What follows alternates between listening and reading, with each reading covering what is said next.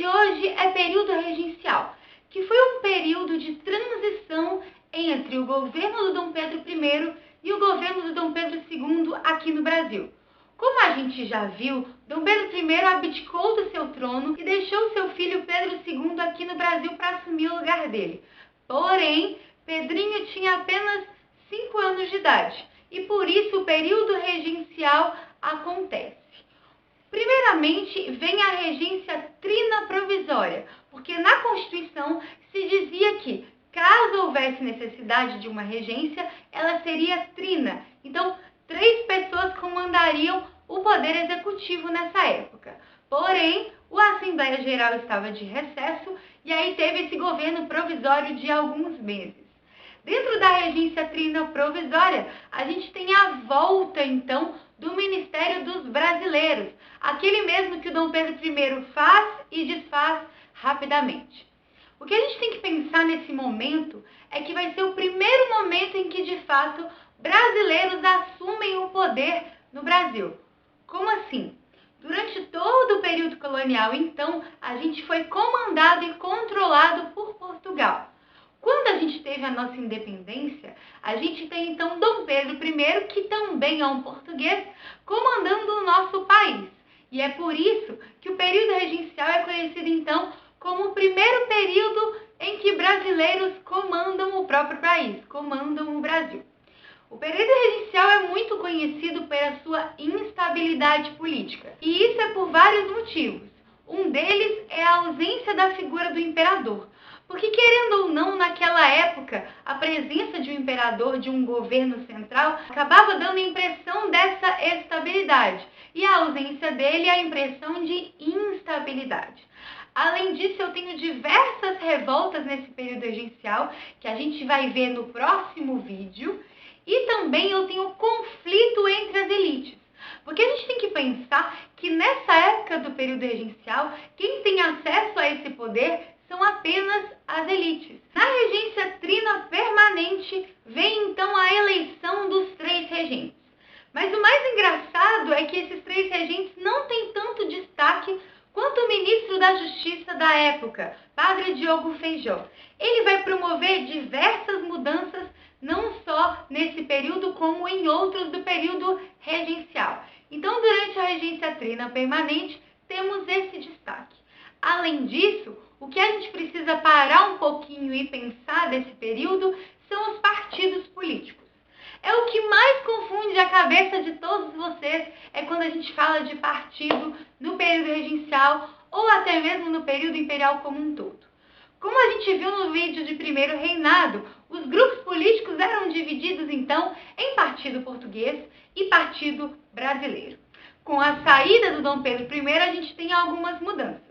A primeira delas é que o partido português vira então em sua maioria os chamados restauradores.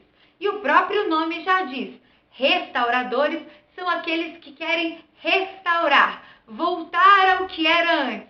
E o que era antes? Dom Pedro I, então, no poder. Só que os restauradores não duram muito tempo, afinal de contas, Dom Pedro I morre em 1834. Mas fica com isso na cabeça. Portugueses, partido, então, restaurador. Dentro do Partido Brasileiro, a gente tem uma divisão, a gente tem uma divergência. O Partido Brasileiro se divide em liberais moderados e liberais exaltados. Ai, começou, Tati, a confusão. Calma, gente, não é tão difícil assim, eu prometo. Então temos restauradores, liberais moderados e liberais exaltados. Qual que é essa divergência aí que os brasileiros têm? Entre a centralização e a descentralização do poder. Como assim? Já ouviram falar no sistema federalista?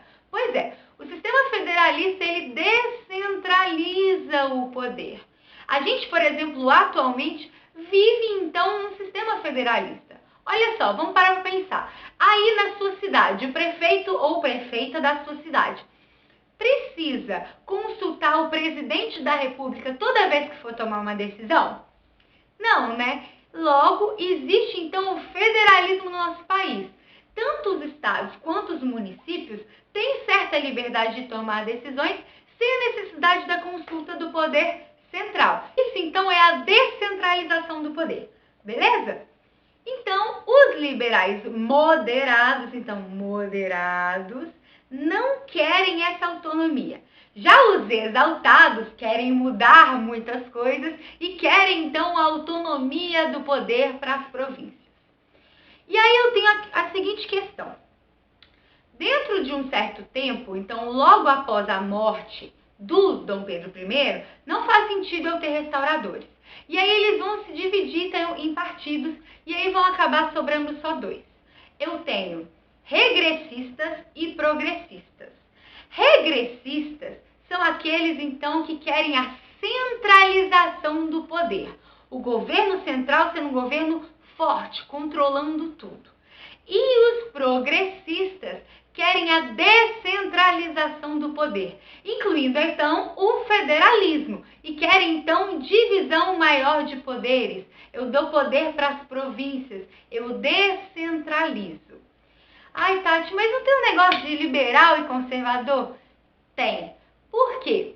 Durante a transição de período regencial para segundo reinado, muda o nome e acaba virando liberal e conservador. O que eu preciso, e não só eu, mas em qualquer outro lugar que você for ver o período regencial, o que você precisa saber é então dessa disputa entre centralização e descentralização. Descentralização, então, para os progressistas ou Partido Liberal, e centralização para os regressistas ou Partido Conservador. Inclusive, a gente já discutiu essa questão de liberal e conservador aqui no canal. Espero que tenha ficado claro e que o quadro tenha ajudado vocês. Padre Feijó, durante a regência trina permanente, vai criar a Guarda Nacional. E para que serve a Guarda Nacional? Na verdade, devido então à instabilidade política e às várias revoltas acontecendo ao longo do país, a gente tem a criação dessa guarda para um sistema de controle. O que eu quero que vocês pensem aqui é que a Guarda Nacional ela não é o Exército, é algo fora do Exército. E o Exército não deixa de existir. É então um órgão de controle a mais que existiu no período regencial. E não só isso. Esse órgão de controle tem, na verdade, a intenção de abafar essas revoltas e, infelizmente, com violência. E também vai privilegiar as elites latifundiárias do nosso país, fazendo com que muitos, então, donos de terra acabam ganhando poderes que antes não tinham. Até mesmo aquela questão do coronel, do coronelismo, surge com a Guarda Nacional. Como assim?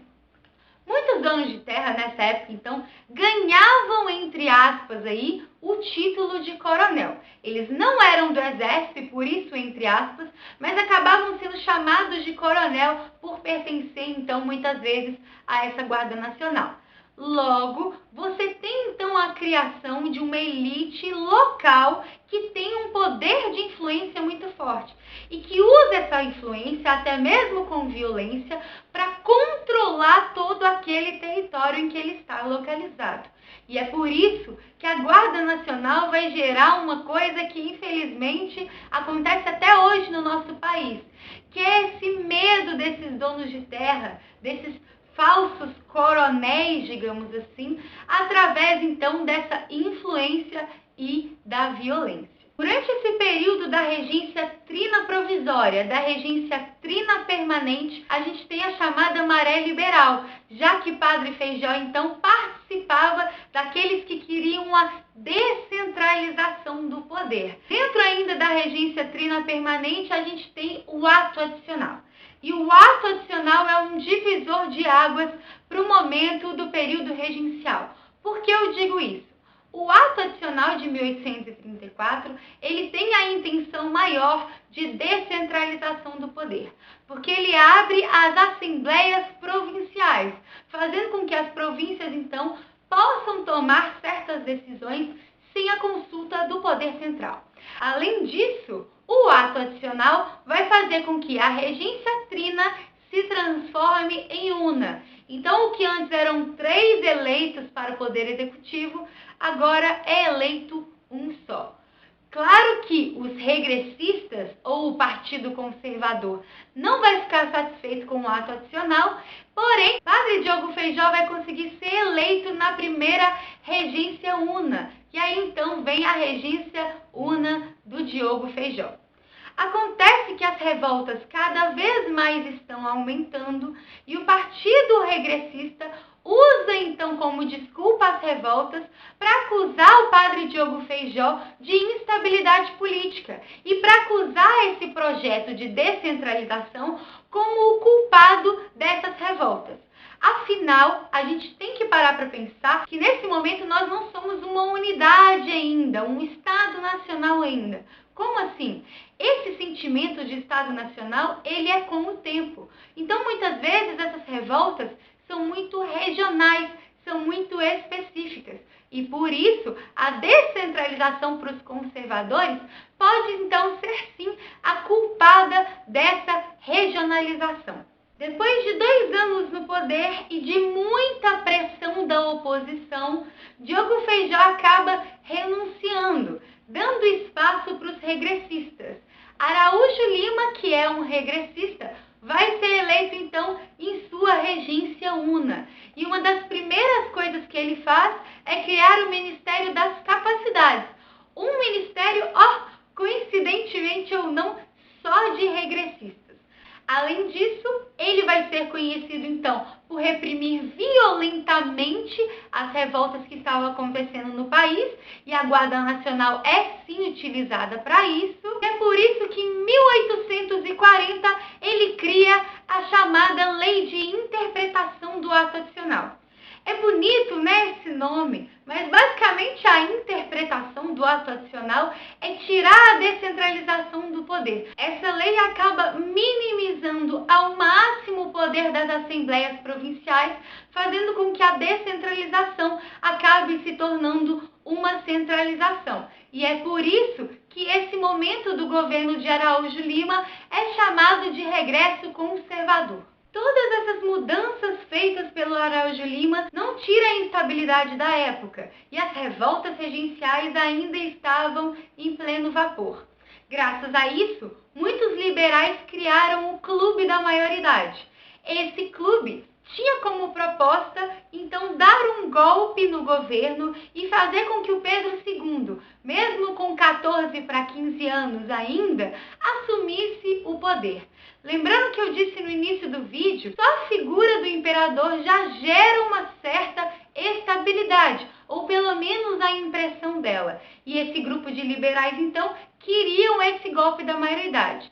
E não só eram os liberais, não. Muitos conservadores participaram desse clube. E então, em 1840, é decretado esse golpe da maioridade e Dom Pedro II assume o poder. O que é importante durante esse período regencial a gente refletir é justamente sobre a diferença ou a semelhança desses partidos. Sabe por quê? Muitas vezes esses dois partidos eram, na verdade, semelhantes e não diferentes.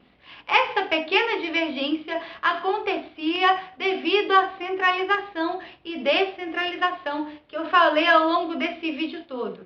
Mas, querendo ou não, ambos são uma elite, ambos têm muitas terras e muito dinheiro e ambos querem permanecer com o poder. Então, independentemente se é o Dom Pedro II ou se é uma regência, na verdade o que eles querem é o poder. É continuar dessa forma, então, garantindo essa participação política e, é claro, uma participação que é exclusiva, porque não tem a participação do povo nesse momento. E é por isso que essa elite, que esses partidos, têm mais semelhanças do que diferenças. Bom, eu espero que vocês tenham gostado. Queria agradecer os comentários de vocês.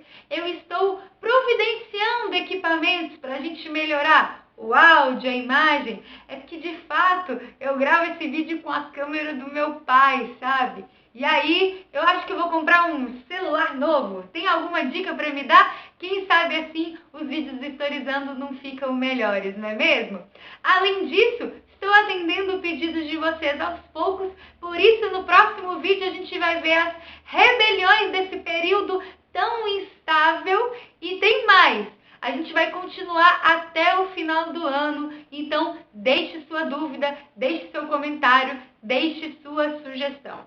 Além disso, se não for pedir demais, curte o vídeo, curte a página lá no Facebook do Historizando e, por favor, se inscreva. Afinal, o canal está alcançando uma maior visibilidade graças à inscrição e à curtida de vocês. Então, mais uma vez, muito obrigada pela atenção. Um beijo e até a próxima. Acaba se tornando centralização. Corte.